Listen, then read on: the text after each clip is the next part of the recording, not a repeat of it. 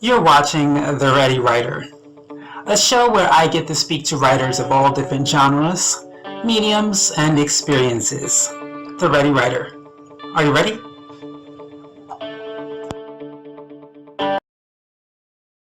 It's time for another episode of The Ready Writer. I am your host, Casey Bell, and today's writing guest is Dr. Kimberley Biddle.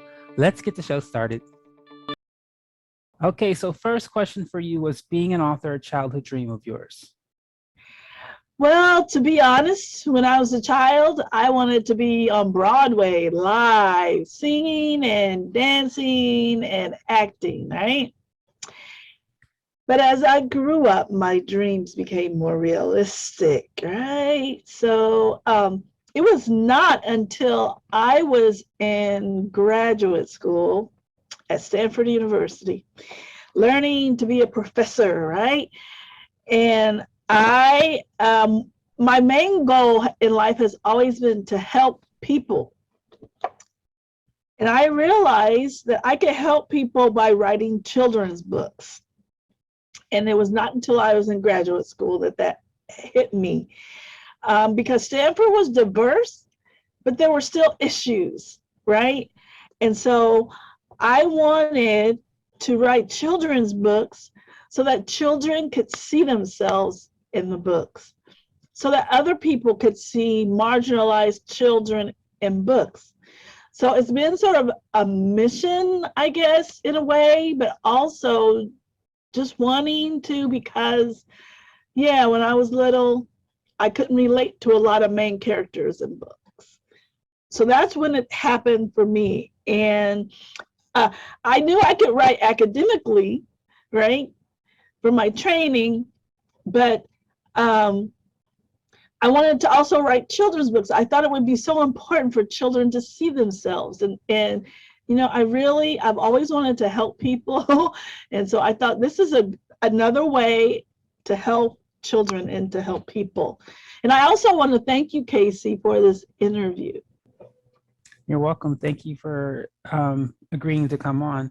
So you Okay. said you knew you wanted to write books to help so there's more diversity in books. Saying I want to do something is easier said than done. And most people spend their whole lives talking about I want, and they never Yes. put their words into action.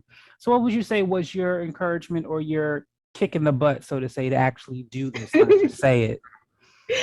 It all happened. I'm telling you, when I was in graduate school, I was like, okay, I can help children, this way, do my research, write this stuff, but I can also write books, and these books can be in homes.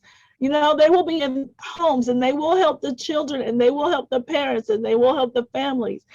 And other people can see it. And it was a drive of mine. And this has been a long, long process. It didn't happen just overnight, right?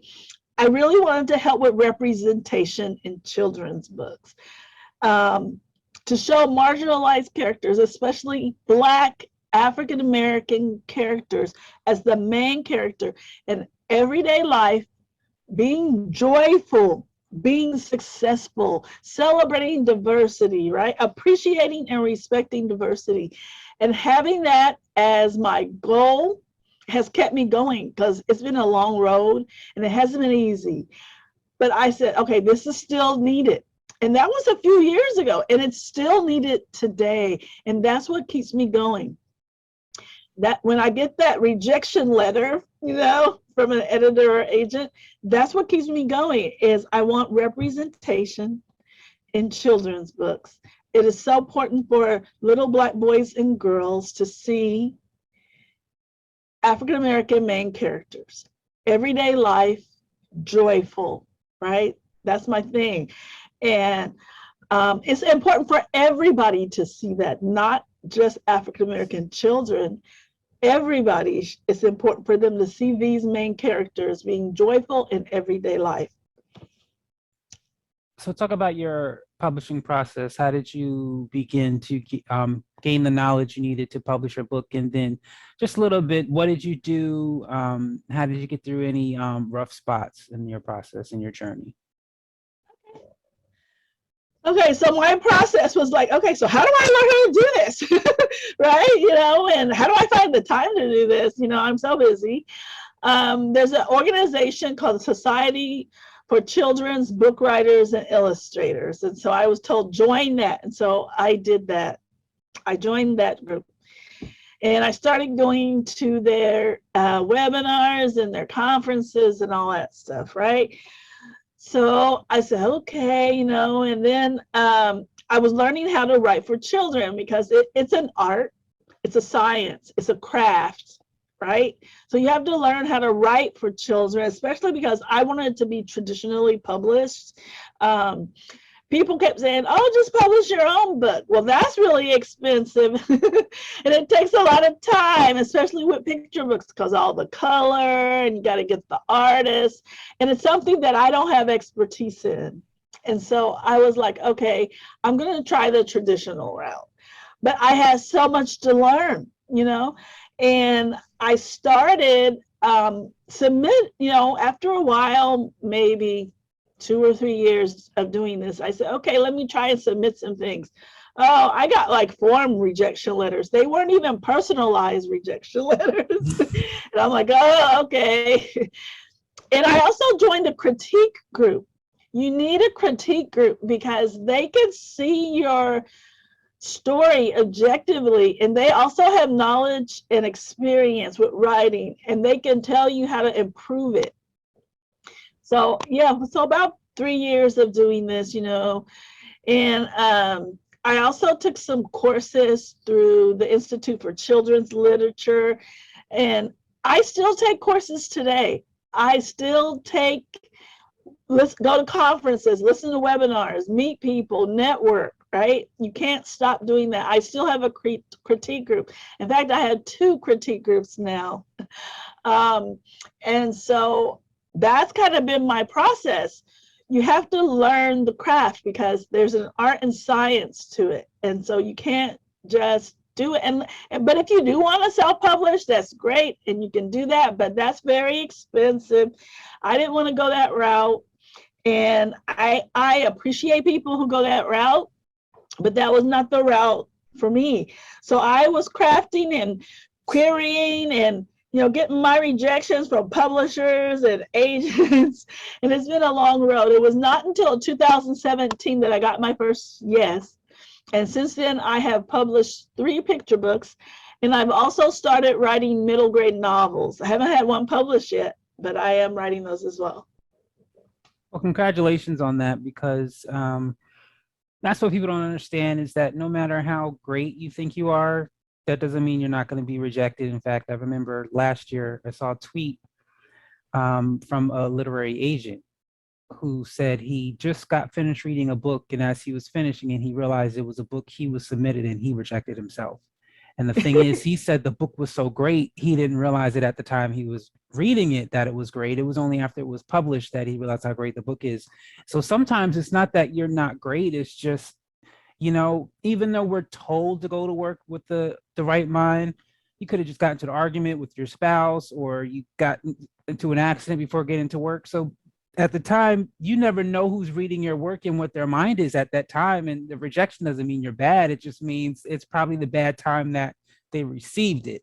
And so to go through that process of querying is not easy.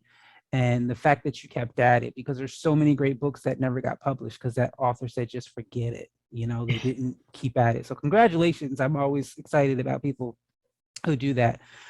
So maybe give us 1 or 2 things you learned about the publishing process. Because one of the things I always get from authors is things that they never knew you needed to know about publishing a book. So 1 or 2 things that you learned during the process.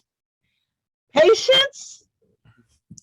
You have to be patient. You submit it and, maybe 6 months at least 3 months, 6 months, maybe a year before you hear anything, right? So you need patience, especially right now. They are so overworked and getting so many submissions. So you need patience. You also need to be persistent. There are barriers and hoops, and you need something that gets you up every morning to do this writing and to keep trying. And so you have to kind of keep your ego in check and you have to try to, put it into place. Sometimes though, I do get discouraged. But I reach out to friends on Facebook or Twitter. I'm like, hey, can you just say, something to me or to my critique group, but patience and persistence. And then also, you are so right. Sometimes it just doesn't resonate. What does that mean? I get rejection letters like that sometimes. Oh, written well, but it doesn't resonate. Nice story, but I don't feel it. Or it doesn't fit my list, right? And I'm like, good story, doesn't fit my list, and I'm like, okay. But I got to keep trying, right? You have to keep going. So talk about the first book you published, the title of it, and what is it about? Okay, my first book, I have a picture, I have it here. It was LaDonna Plays Hoops. Came out in 2017. It's about a little girl. She goes with her dad. Her mom is away on a business trip, but she and dad go to this family reunion. And she plays an older cousin in a game of one-on-one. So that was my first one. Can I tell you about the second one? Sure. Yes. Okay. And then this is my second one, LaDonna's Easter in Paris. All right. So this time, the whole family, mom and dad, go to Paris because mom has a business trip there, and it happens to be Easter weekend, a few days before Easter starts, right? So it's an adventure there, and everybody goes to Paris, and they learn about hope, and they learn about love, and how it's universal no matter what continent you're in or where you are. So that's kind of that one. And then can I show you my latest one? This is the one I'm so excited about.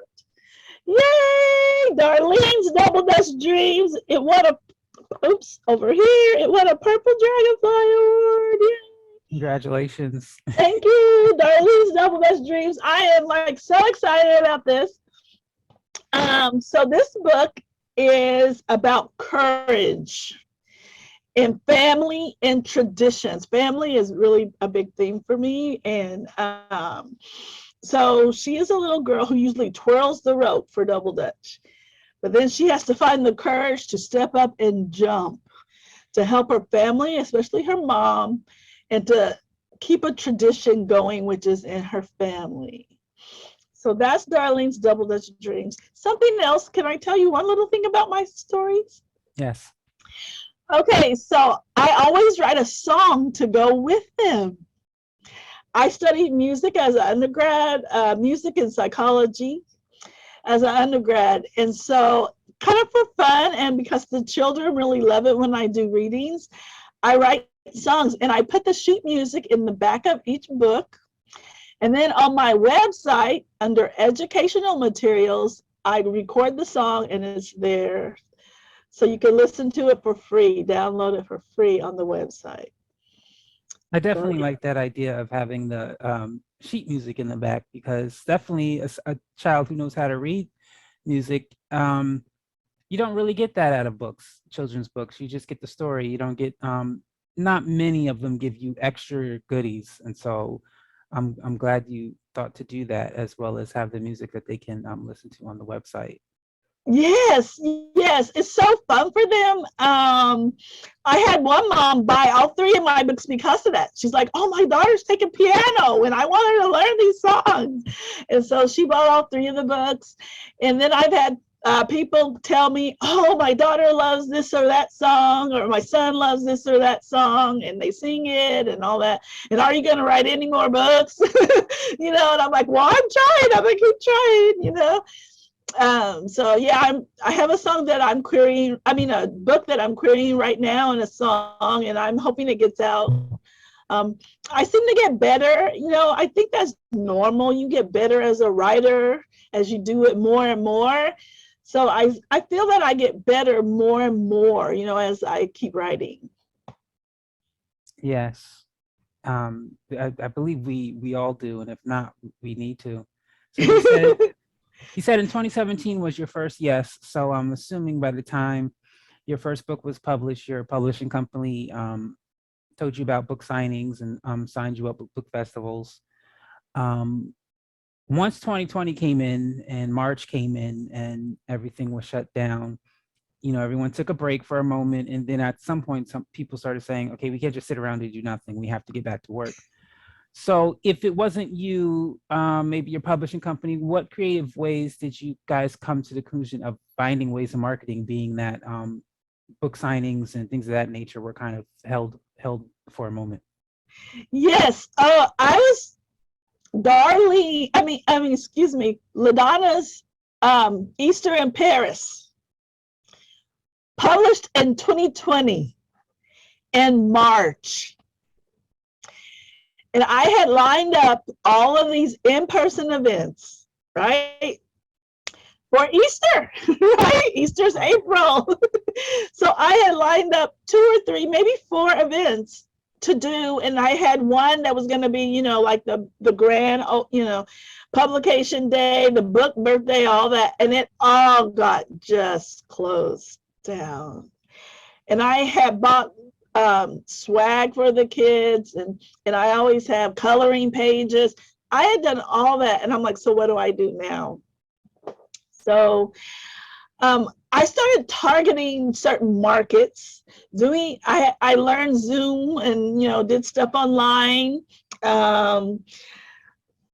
virtual events. And I got to meet like a little school in Florida. I live in California, but there was a school in Florida that wanted me to read. I had a school in Paducah, Kentucky that wanted me to read.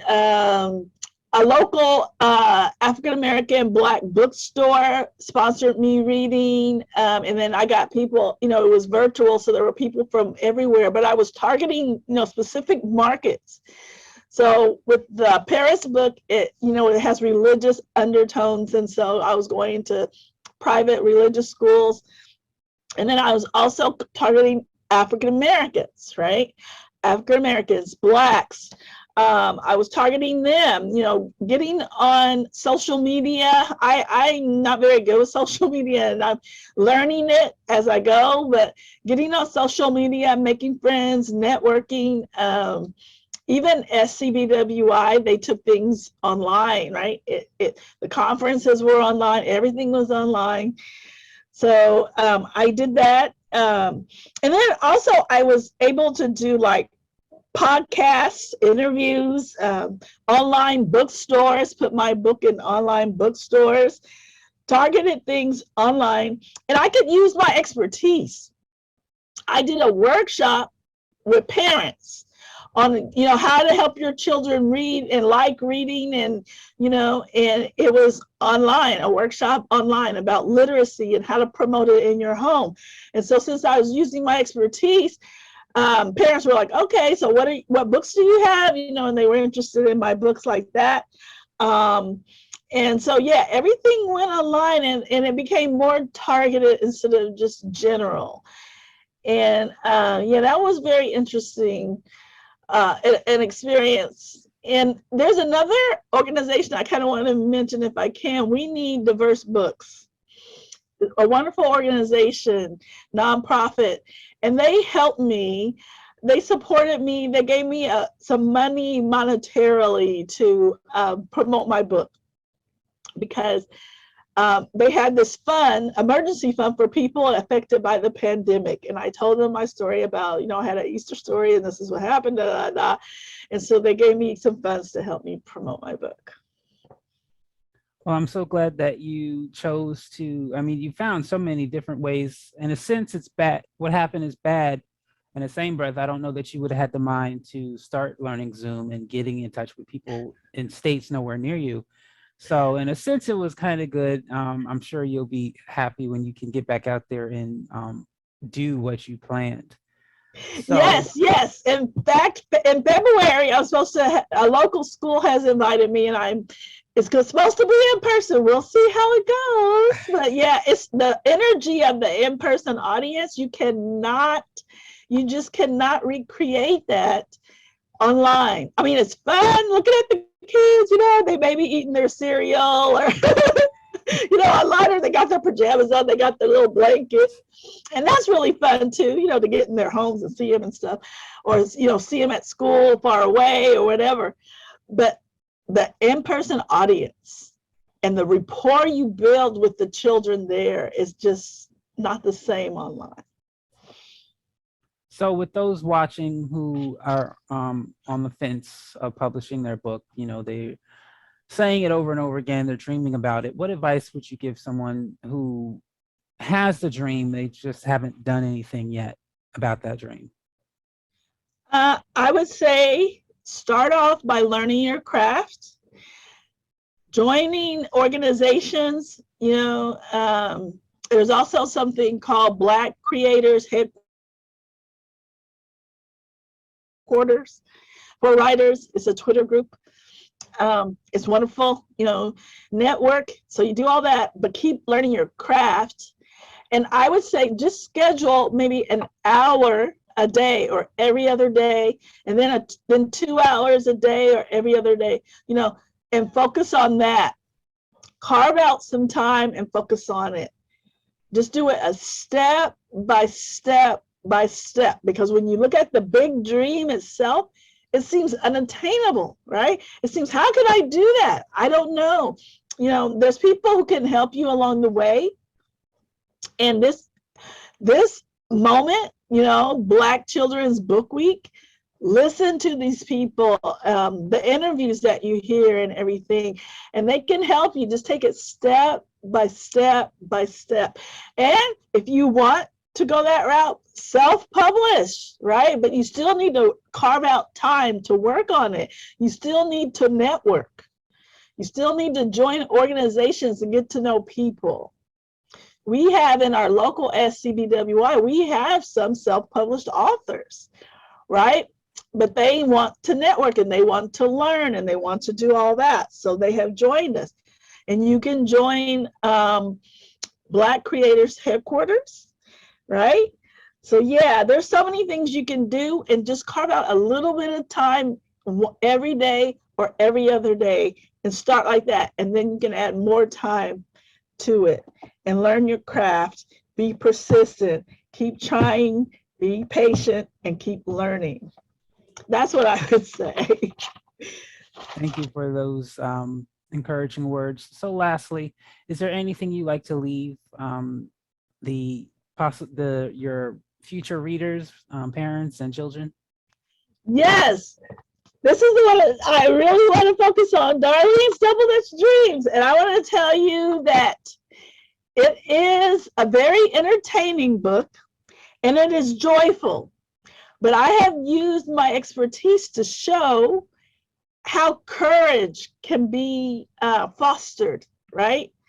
And I've used my expertise to show that Darlene feels unique and she feels different, but she finds out it's okay, right? To embrace that uniqueness, to embrace who she is and step up and have courage. So it's entertaining and it's joyful, but it has a message.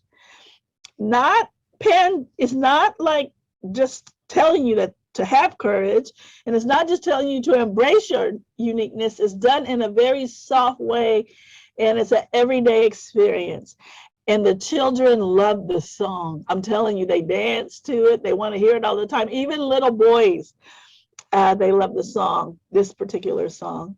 You can get it on Amazon. All my books you can get on Amazon. You can get them on my website. Yeah, it's just a joyful, entertaining book, but it subtly teaches children to have courage and embrace their uniqueness. And yeah, the song is great. My website is pinkpearlwriting.com, pinkpearlwriting.com, and you can download the music for free to hear it.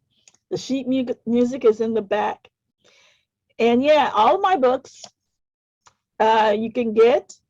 And can I tell you one little secret? I also write textbooks. Can you believe that? That's a whole other story, but I do write textbooks as well. But yeah, I enjoy writing children's books, especially when you can get in that in-person audience and see the little kids' faces. It's just wonderful. And I want to continue doing this. So I hope I get some yeses from some editors and agents. And yeah, I could do this for a long time. And I hope I get a chance to share my middle grade novels as well as my picture books. And I want to thank you for this opportunity. And yeah, I am all for Black Children's Book Week. And this is wonderful and it's needed.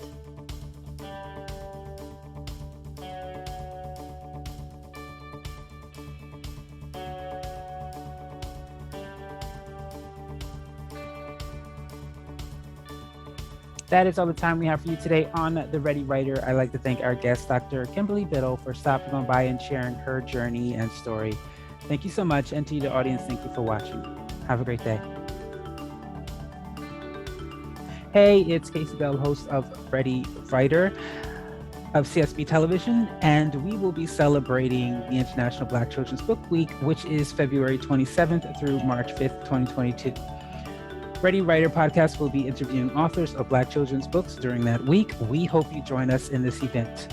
For more information on these events and other live as well as virtual events all over the world, go to blackbabybooks.com for more information.